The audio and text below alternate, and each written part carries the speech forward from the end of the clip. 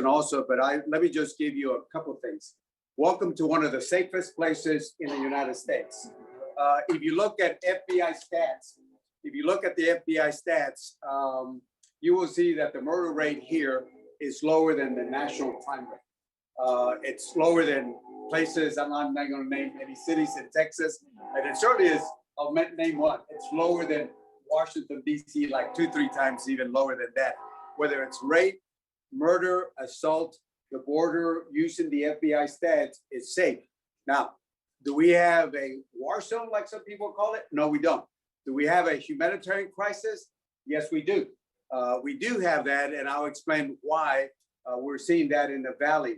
But I wanted to start off with, it's a safe place. And the most dangerous thing about the border is when I leave Laredo to go work in Washington. I'm not talking about the politics. I'm talking about the crime rate is just higher over there. But, you know, it is a pleasure having the senator be here in Laredo. And it's a pleasure having him because I admire the work that the senator does. I'll say this very straightforward. He plays a very important role right now in the Senate. As you know, when it's 50-50, he plays a very important role. And that's why I am glad that he's here. He knows President Joe Biden very well. He served with Joe Biden, with the president, and knows the senators over there. Plus, he's also bipartisan, which is something, as you know, that I believe in, working with Senator John Cornyn and other folks. What we did here today, we got together with the Air Marine, and Air Marine, as you know, the men and women in tan. We got a view of the Rio Grande. And I think it's important to see the Rio Grande. First of all, it's not a straight line. A lot of people think it's a straight line, but it curves. And there's a lot of vegetation. There's carrizo cane. And it's hard for Border Patrol to see, or even the cameras to see there. And that's why it was important that you see what we saw from the air. Then after that, we went to the World Trade Bridge because, again, Little Town Laredo, 260,000 is the #1 port, Mayor, as you and I have always said, in trucks. 16,000 trucks a day, going 8,000 that way, another 8,000, or sometimes even more than that. So we're #1 in trucks. We're #1 in trains, as we saw one of the many trains. I think we're like 22, 24 trains a day. So we're #1 in the country in trains, but we're also #1 in buses. Now we have the border restrictions, but we're #1 in buses in the whole country itself. So this is a very dynamic area. So it's important that when you come down to the border, you see not only the men and women in green or tan, which is the Air Marine, or green and Border Patrol, but also the men and women in blue, which is so important for trade and tourism here. So after that, we got on one of the airboats with Border Patrol, flew over here, got to spend a little bit of time with my brother, the Sheriff Martin, so you can understand how the locals also work with the federal government also. And then we came here at Holy Institute, which is very important. And I want to thank Mike, thank you, Pastor, and for all the work that you do here. And also Becky, also sister left already, but thank Sister Welsh also. And we had an opportunity to talk to some of the families that were here, whether they're from Honduras or El Salvador. And I'll let the senator talk about that. But let me just say one thing that's very important. The border, if you look at the different areas of the border, every part of the border is very different. And it just doesn't happen by accident. It's all by design, what the criminal organizations do over there. You will see, for example, that in the Rio Grande Valley, you have a lot of Mexicanos, but now you're starting to see people from Central America, whether it's Honduras, El Salvador, Guatemala. So you see a lot of family units. Under President Trump, we haven't reached the numbers yet. May of 2019, we had actually the high point of a little bit over 144,000 that month. This last month, we had 100,000 in February. I think this month we'll probably hit about 130,000. So remember, March, April, May, June are the peak months. So if we're heavy right now, I think we're probably going to surpass what happened in May of 2019, the way we're going right now. But you will see that in Laredo, over 90% of the people are Mexicanos, single adults, And it's a very different type of profile here. You go into the Del Rio area, you get a lot of Mexicanos, but you got people from Haiti, Cuba, and Venezuela. And again, this doesn't happen by accident. It is done by design by the people that make money over here. Finally, let me just say this. The folks that make money out of this are the criminal organizations. And we asked them some of the questions. What do you hear down there? And I'll let you talk about that, because it's important that we work with those countries. And we have given them I shouldn't say we have. We've appropriated $3.6 billion to those countries. So take a look at the root issues that we have. But keep in mind that a lot of that money, 800 million, maybe $1 billion, has been held up by our government, by our own government, because there were certain conditions that were set. Don't give them the money till you make sure there's no corruption, till we see something on good government, and all that it's good intentions. But why are we? There's another way we should hold those countries accountable and provide them the assistance, because we don't give money government. It's done by NGOs. We give them to the NGOs so they can work on that. And I'll finally close with this. We have seen some good results. We really have. In fact, before the pandemic, countries over there were growing by a very 6-7% growth, which is good. Crime has gone down in Central America. It has gone down. In fact, Guatemala, before the pandemic, was at 15 murders per 100,000. Now, I can name a few cities in the United States that are 15 murders per 100,000. So the help that we're giving them is very important. But it's not only the foreign assistance, but also the jobs that we need to create there. But we also have to have those countries do more to have safe places where the people can apply for asylum there, and to make sure that they don't make the dangerous trek, because the only ones who win here are the bad guys. They are. And you heard a while ago, about $8,000. It's almost $8,000, depending where you're from, that they charge them. And as the young man said over there, and if we don't pay Reynosa, when he came through Reynosa, what happens? You don't get to come across, and they'll hold you till you come up with the money. So there's this whole issue has to go this way. We got to work with those countries, foreign aid, jobs over there. But at the same time, we got to ask those countries to make sure that they don't allow the folks to come over here and apply over there. We work with those Central Americans. We work with Mexico also. And then here, we are using Title 42 for adults.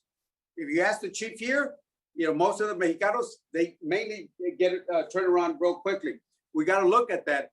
And also, we got to ask HSS to move a little quicker on this, because Border Patrol is holding people right now, and they're getting 1,800, 2,000 people a day in the valley. They don't have the space, and then there's not enough people to send over, because HSS has the luxury of saying, no more.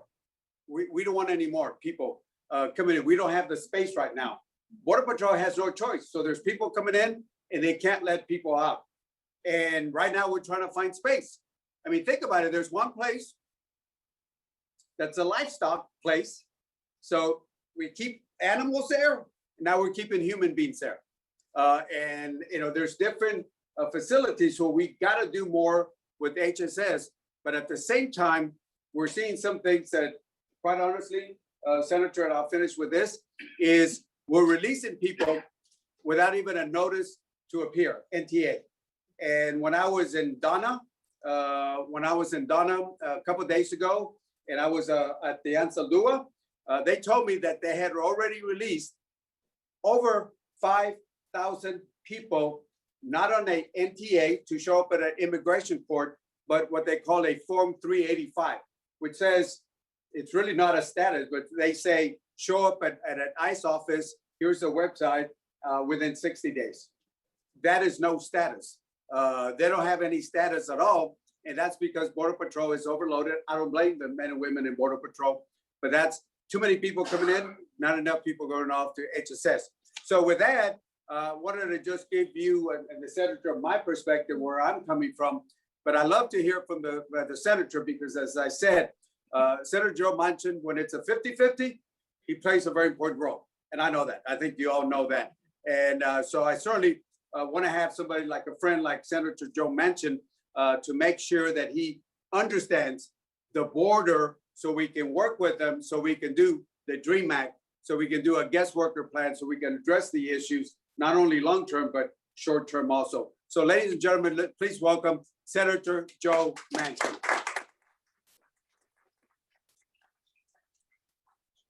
You're going to have to go pile that one. Very high. First of all, let me just tell you what a pleasure and it's truly an honor for me to be here in your beautiful city of Laredo and back in Texas. I have a daughter who lives in Houston, and her and her husband have 3 little children, our grandchildren. So I get a chance to kind of do a double visit. But I'm here because of my dear friend. Congressman Henry Cuellar is someone that we all respect, that we all know, and we call him our friend. Henry crosses both sides of the aisle very easily to talk to everybody in a very friendly Laredo way, if you know what I mean. And I think that makes it pretty special.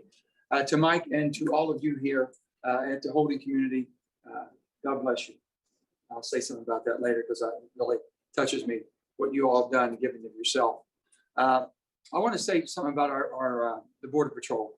I was able to see like 3 branches of Border Patrol working in conjunction. And it made such a difference to watch them, how they coordinate and the work that they do, that I would have never imagined how in-depth this is and how committed they must be to do this type of work. And also knowing what Laredo is, a strategic economic port for us. And I mean a port, a land port for us. It's unbelievable. The amount of economic activity here. When I look at the trains, I looked at the trucks, I flew over, I was on the river to see what you all deal with on a day-to-day basis. In 2013, we did an immigration bill and the Senate passed it. I was part of that, and I come from West Virginia, one of the least diverse states in the nation. There's not a lot of mix, if you will.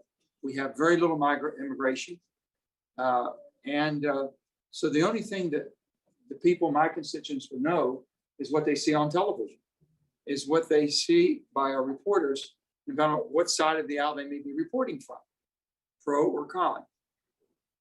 To see the human element and see it up close and personal, to be able to talk to people just a month ago that came here to Mike, to you all at the community center here, to see how that kind of changes their life and they feel so much safer. But they have said, and we're in talking to them in depth, Henry and I were talking to them and asking questions about how they came, how they got here, how much it cost to get here, bringing a little child, and everyone knows the rules. The criminal element knows the rules better than I think most of us in America know. They prey on that. That's their livelihood. And they're preying on human suffering, which is intolerable, should be to all of us. How can we prevent that from happening? First of all, the wonderful country that we have here, the largeness of our country, and the economic might that we have. And we should be able to go into Guatemala, into Honduras, into Central America, and protect the people that need protected there. We should be able to go through the process of the asylum process of vetting them and doing all of the things that are necessary before they come here. It would be safer. It would be much more humane. It would be much more cost effective for each one of them, the sacrifices they make. It's something that we should be doing. How is that going to happen? Well, we're going to have to be what some people might interpret as being very difficult, very strong, very, very tough. And by being tough, we're going to be tough on crime. We're not going to allow crime to prosper on the backs of people who are from the human suffering and trying to get to this country under any condition. That's not going to continue. We can't let it. So I'll go back to Washington. I'll be able to speak to the president, the same as Henry will. We'll be able to speak to our colleagues and explain to them it is beyond time, past time, to do immigration reform. Immigration reform should be a pathway to citizenship. People that have been here, they might have come here the wrong way, but they came here for the right reason. They've been here, they've been productive. We have children that came here that have no other home but America. There should be a pathway for that for our dreamers. And there should be basically the security of our border using all the technology that we have available. We have the most technological advances ever made before. I've just seen your tower and your radars and all of that scanning. So much different than what we had 10 years ago. All of this can be done and we can protect that. And the people coming here will be basically vetted in their own countries, coming for the right reason. If that means a moratorium for 90 days to stop everything, to say, take a breath, let's make sure that we put this on the highest priority that we have for the human element that we should all be concerned about. So I look at how you should do this and how you can do it. You can't do it unless both sides are talking. Henry and I come from the central part of our party. We are the centrist, the middle. We say we are it's not the popular middle anymore, and it's not the crowded middle anymore, but we are the middle. And that's where you get things done, you know.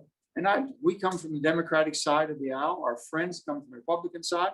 We just talked to John Cornyn, dear friend of mine, and him and Henry are very close, do a lot of work together. So this can happen. Common sense can prevail. And that's what we're hopeful for. That's what we're working on. So we're going to continue basically to take what we learned today, what we feel that we have seen today, and take it back home. A lot of our colleagues come to the border, but they don't come as much to Laredo as they might go over into where the children's shelters are. That's the one that tugs at your heart. I understand that. But think of all the criminal elements that preyed on those kids to get here. Think of all the sacrifices their families made. We should not put them in harm's way. That should not happen. So we need to look at some of the pieces of legislation we've had and some of the rules we've had before that have worked, some that haven't worked, but in the long run, how do we protect people? How do we secure our borders? How do we make sure that we're giving the treatment basically as human beings? I've always said this, my wife and I got very much involved, and we call the 5 promises. A lot of you have heard about the 5 promises, but it's worth repeating because the 5 promises is something that every adult should make. But we're all children of God. I don't care how old you are, we're a child of God. But this is basically for the children. And every person, every child should have a loving, caring adult in their life. Unfortunately, that's not always the biological parents. Might be you, might be right here, what we're saying. Every child should have a safe place where harm cannot enter. Not always the home, not always the home country either. So that's something we should be striving for. Every child should have nutrition in their life. That doesn't always happen, not unless there's someone willing to help feed. Every child should be taught a livable skill. Every child should be taught a livable skill. That's why we put so much emphasis on education. And the 5th promise is one you can't teach. This promise you can't teach. Mike, you all can show it. Every child, the 5th promise is every child should be to grow up to be a loving, caring adult and give something back. They won't know that unless they see that, unless they experience it. And you're seeing it right here. You're seeing it right in Laredo. I've seen it all over Laredo today. But basically people giving of themselves and basically contributing, trying to give some bit of kindness back in someone's life.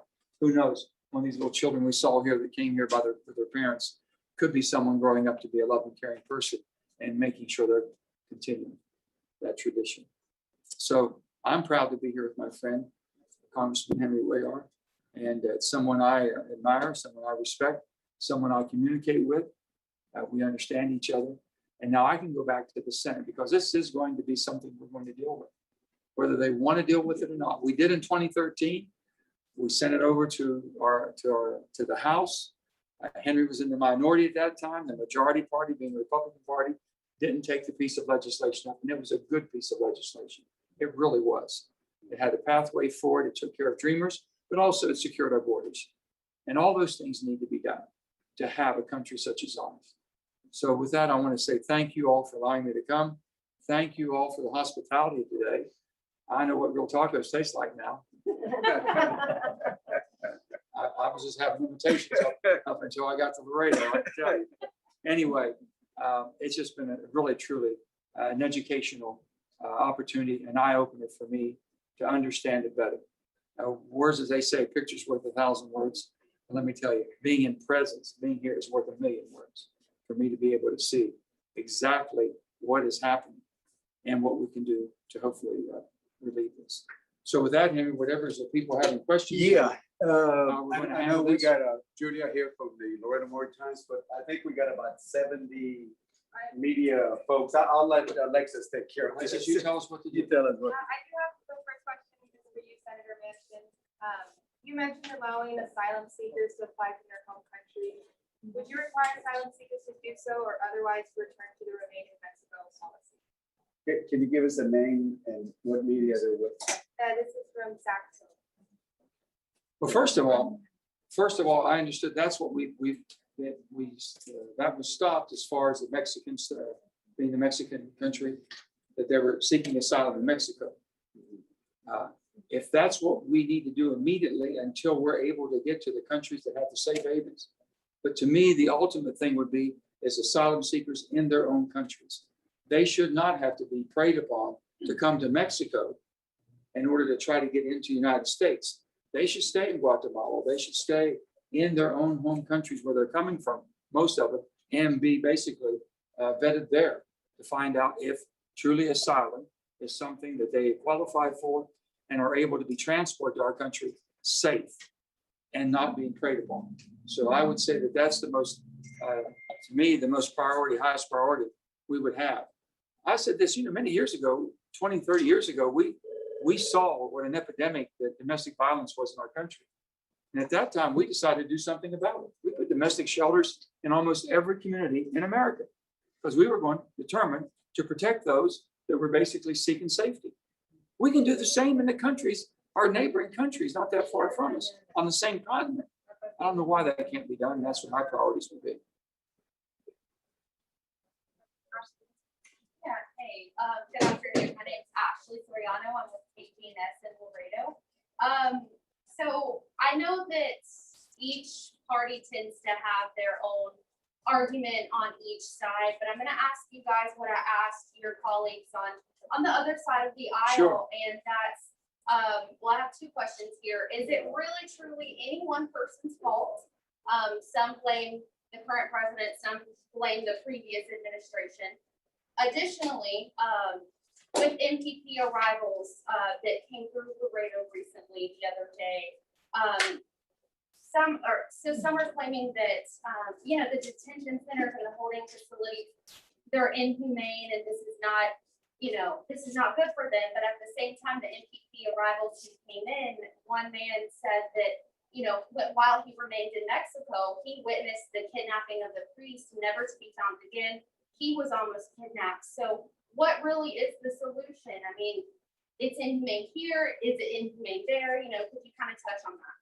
Yeah, and let me first, you said, usually when you talk to Republicans, she can close her eyes, she can hear Republicans speak, then you know when you're talking to a Democrat. And what we're trying to do is address both the push factors and the pull factors. Republicans usually talk about the pull factors. Oh, what are the policies here? The employers that hire people over here.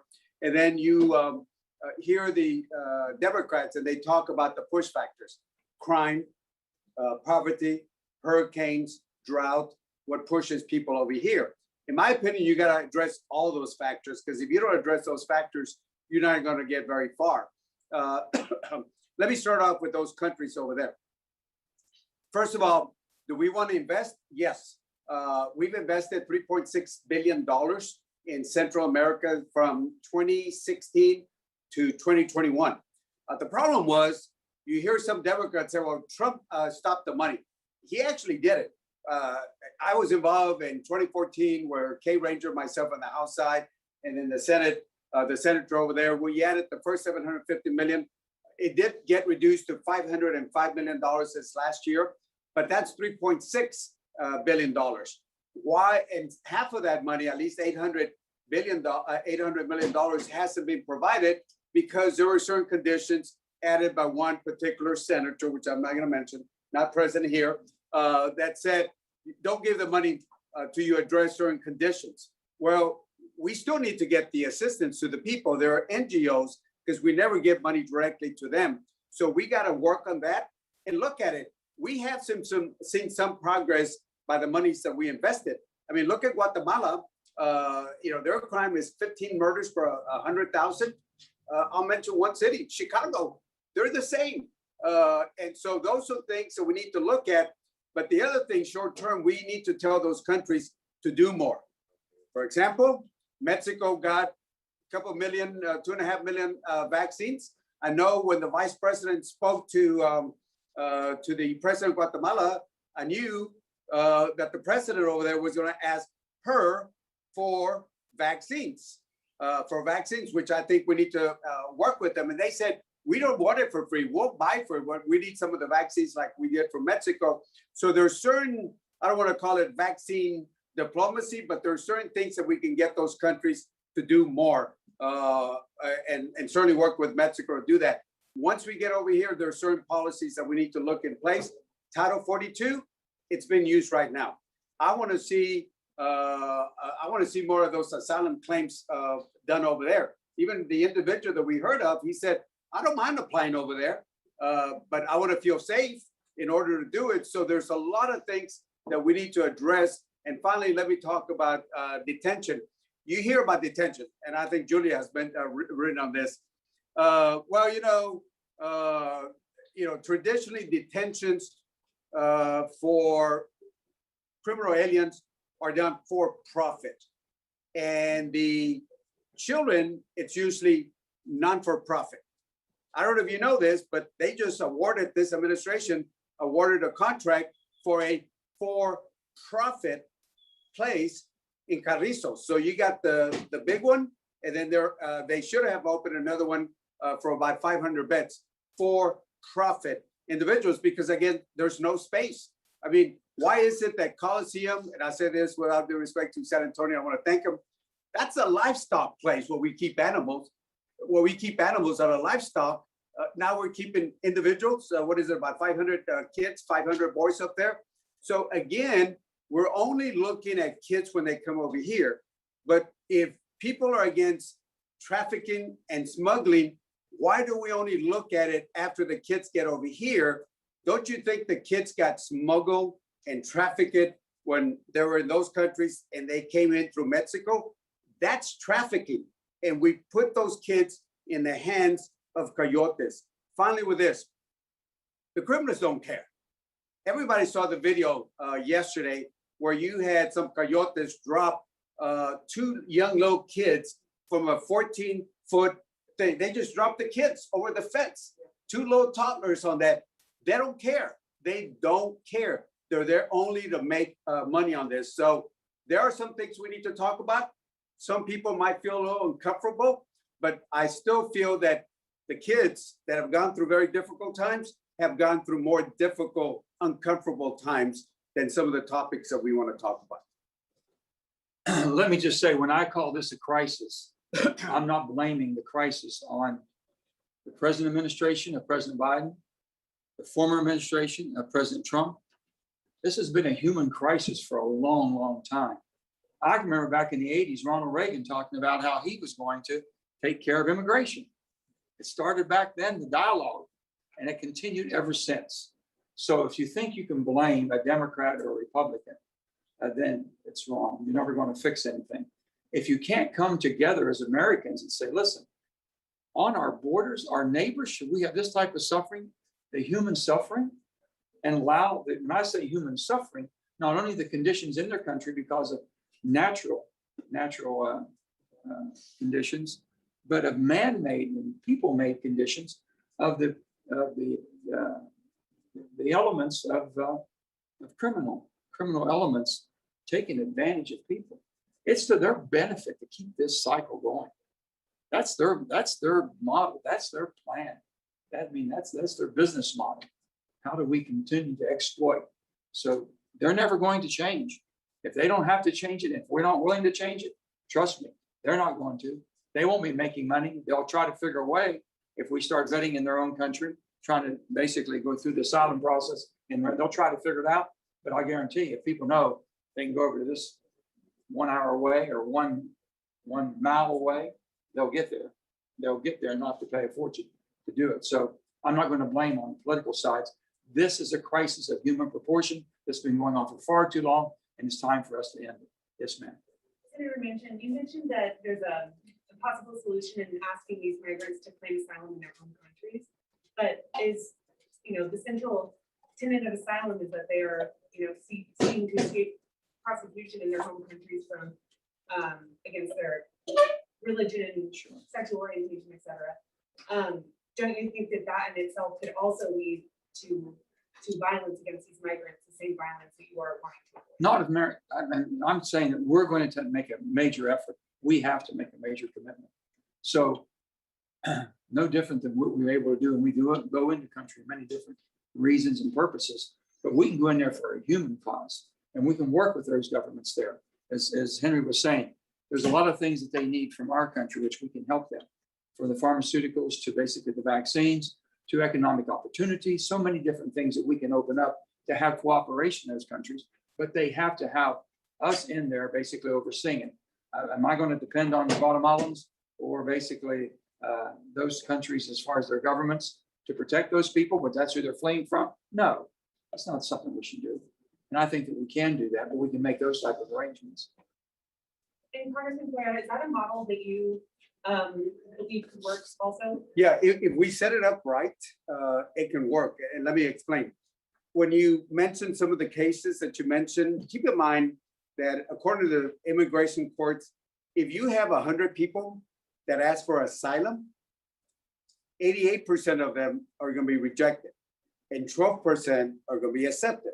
This is the traditional numbers that we have. So most of the people that are going to be here,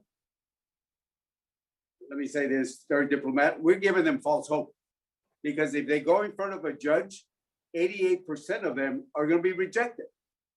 So why can we not work with those countries and set up safe havens? And why can we not use the UN, the High Commission? We can use I think it's the UN High Commission on Refugees. We use that in different parts of the world.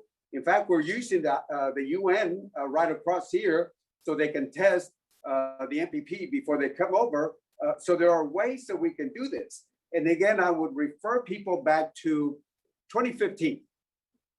There are videos where I spoke to Jay Johnson. I said, we spoke with a former secretary where we actually, under the Obama administration, we returned folks under the condition that they would be left, let's say in Honduras, safe. We're not going to put them back in the hands of a coyote, but you put them in safe hands, and we worked that out with the government. So there are mechanisms that we can set up to do that. And the UN needs to play a role on it. We're not going to put anybody back in the hands. I know sometimes people, we're not going to return people out to the desert. Nobody's talking about putting people out in the desert out there. Nobody's talking about that. There are certain ways that we can work with the UN and with those countries as long as they're safe and they can make the application in an efficient way. Because right now it's not working very well. And I'm talking about in those countries. And we need to do that. The investment, and I'll finish with this, does work. Because if you look at the numbers from the investment that we put in Central America root problems, capital growth was going up. This is before the pandemic. Crime was actually went down. But we need to do more. They want jobs. And we need to help them and provide the security that we have over there. But again, I say this, you have 100 people, those are the numbers, 100 people, 88% are going to be rejected. Those are the numbers, only 12%. So in many ways, we're giving false hope to people coming here if we follow the law. And I have some more questions from the chat. Reed Sabal from Washington Post. We'd like to follow up on your mention, Senator, of the 90-day moratorium on people coming to the United States. Could you elaborate on that, by what you mean, and if that's something you're suggesting? I'm just suggesting we need to look at everything humanly possible. We have different laws. 20-some years ago, we changed the laws of children, how we would handle children coming into our country. We need to look at all these laws here to see if they're still applicable, if they're working or not working. If you can't review a law that you've had with the best of intentions in 1990s versus what's happening today, then that's not who we are. Democracy, basically, it's a living, breathing. It changes with the generations. So we need to look at that. You talked about a moratorium. I mentioned the word moratorium. we've got a human crisis that I'm seeing here. I've come here and seen it.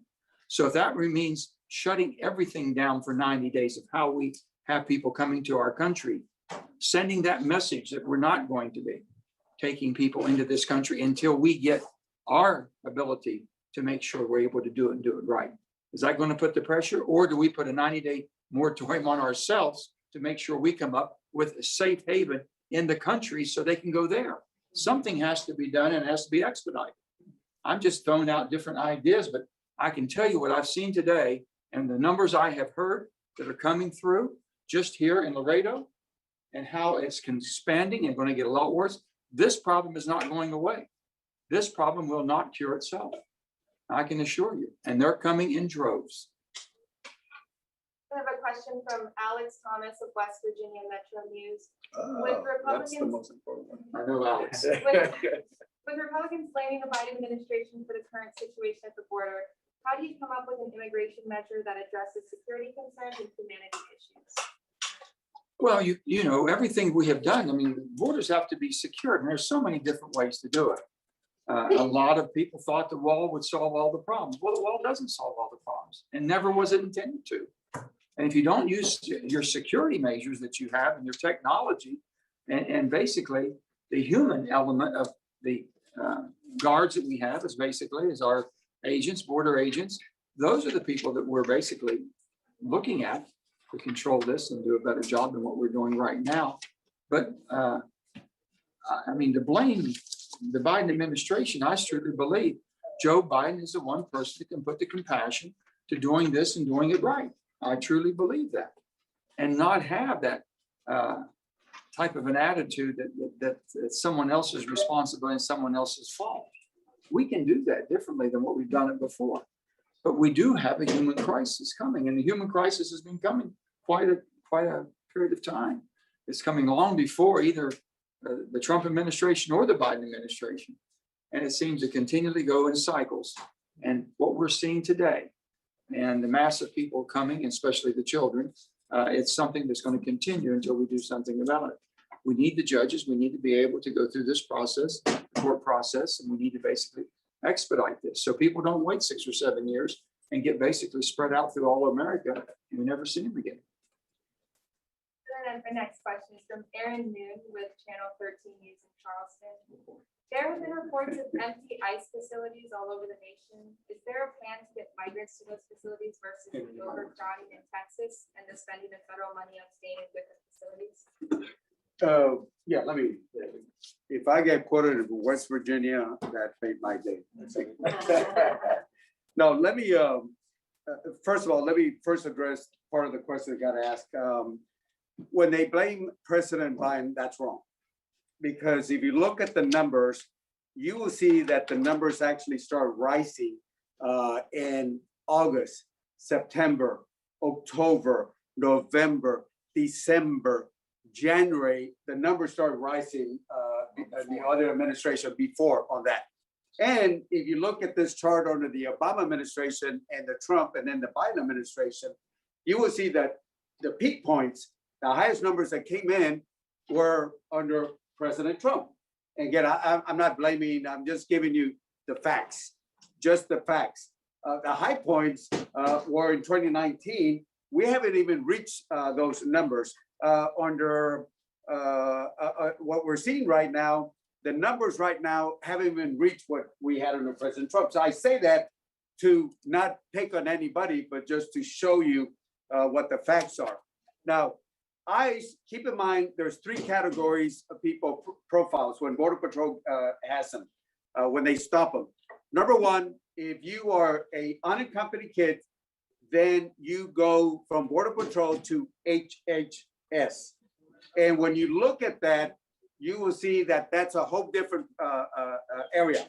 Usually it's not for profit, but there's been some exceptions this year where they keep them. The problem is that they don't have enough space. They're using a livestock in San Antonio. Again, without due respect, we thank them for a facility. They got a couple of facilities now in Carrizos and everywhere, San Diego and all that. There's just not enough space because in 1 week, you can fill one of those like this in 1 week Because if you're getting 1,800 to 2,000 individuals a day in just the valley, that tells you that the numbers are coming pretty high. Then the issue is some people say, well, you're keeping people in those shelters for too long.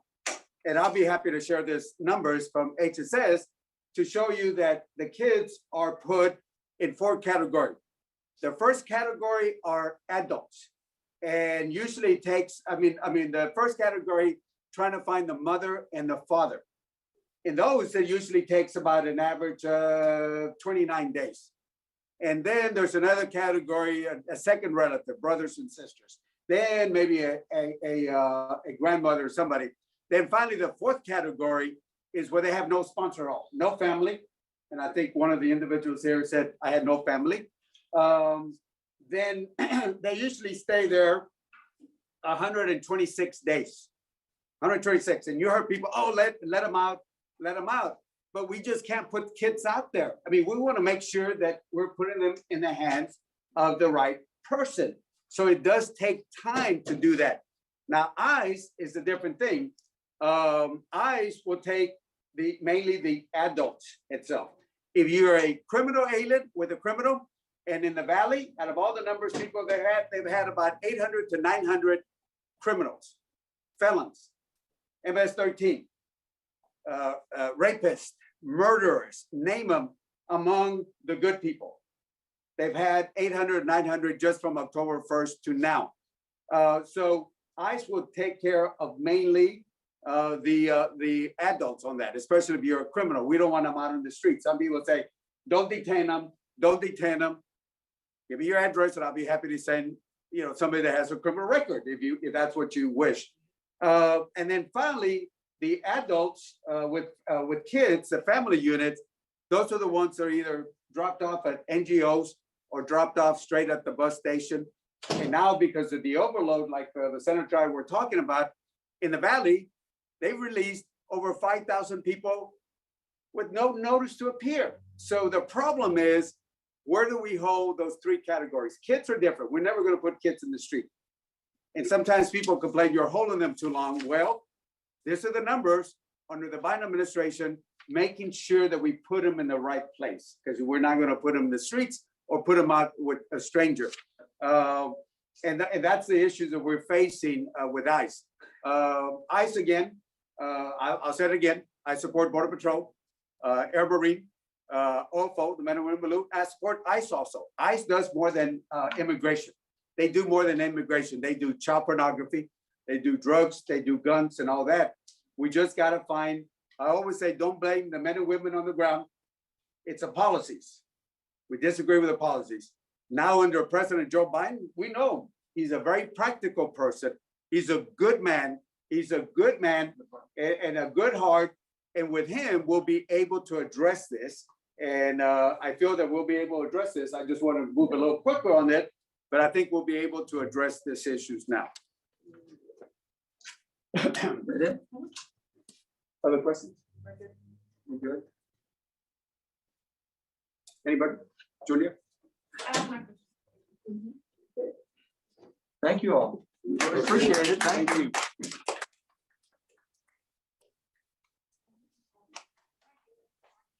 Mayor, thank you so much. That was good, Senator.